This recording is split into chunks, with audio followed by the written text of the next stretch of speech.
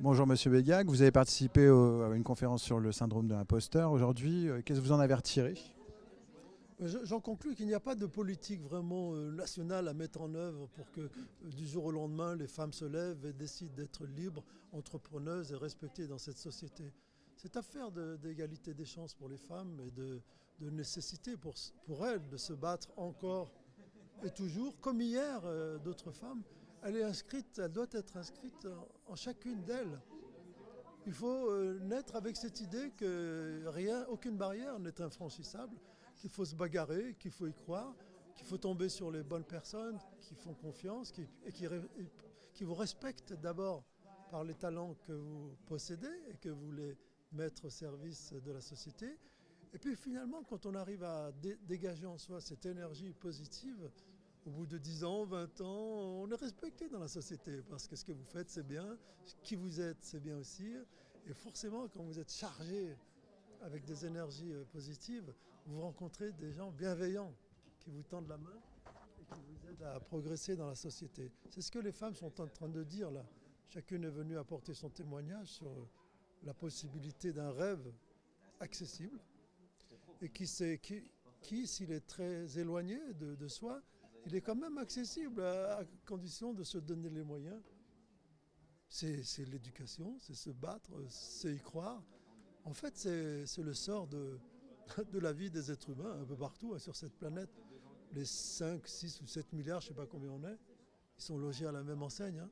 Qu'on soit femme ou homme, qu'on soit pauvre ou moins pauvre, qu'on soit valide ou handicapé, quelle que soit la situation dans laquelle on est, j'ai l'impression que les hommes et les femmes sont nés pour se bagarrer, pour se choisir un destin qui ressemble à celui dont on rêve et pas un destin qui est imposé par les carcans d'une société. C'est ce que je suis venu dire aujourd'hui aux femmes qui m'ont demandé d'avoir mon point de vue sur cette question ô combien d'actualité. Vous avez parlé du revers aussi un peu de ce rêve, parce que vous avez été ministre de l'égalité des chances, et puis bon, il n'y a pas eu que des moments sympas. Vous avez même parlé, à un moment, vous disiez que vous pissiez dessus parfois, vous avez employé ce terme, qui est quand même assez fort. Il y a un côté rêve, mais il y a eu des moments difficiles aussi. Oui, bien sûr, vous savez, quand vous êtes au gouvernement et qu'il y a le ministre de l'Intérieur, je ne me souviens plus son nom, Nicolas Sarkozy, je crois, hein, qui m'appelle parce qu'un jour, la veille, j'avais déclaré à des journalistes qui m'embêtaient sur la question de l'immigration que je ne m'appelle pas Azouz Sarkozy. Et le lendemain, évidemment, grosse page, la première page sur Libération, Azouz Begag, le ministre, je ne m'appelle pas Azouz Sarkozy. Et donc Sarkozy qui m'appelle en me disant espèce de connard, je vais te montrer moi ce que c'est, je ne m'appelle pas Azouz Sarkozy, tu vas voir, tu vas le regretter, sale connard, sale connard. Il me traitait comme ça, ce ministre. Et le cabinet du Premier ministre de Villepin m'a dit bon, il faudrait t'excuser, parce que je ne m'appelle pas Azouz Sarkozy a beaucoup déplu au ministre de l'Intérieur.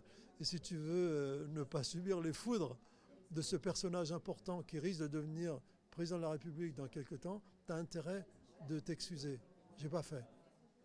Parce que je suis un homme libre et que je n'ai pas peur et que je n'avais pas envie de faire carrière en politique.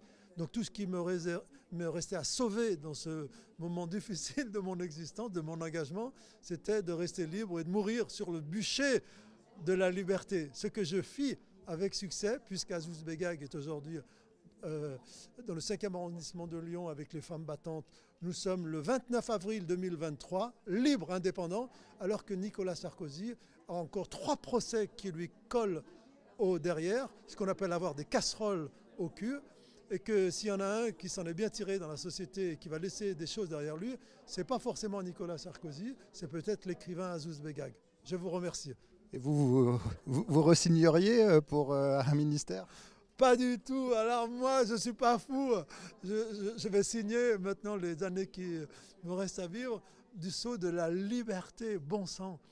Qu'est-ce que c'est bon d'être léger, d'être libre et de décider de où on va aller demain pour rencontrer des gens différents, qu'est-ce qu'on va manger demain, quel livre on va lire, quels propos je vais tenir devant les femmes battantes ou n'importe qui d'autre.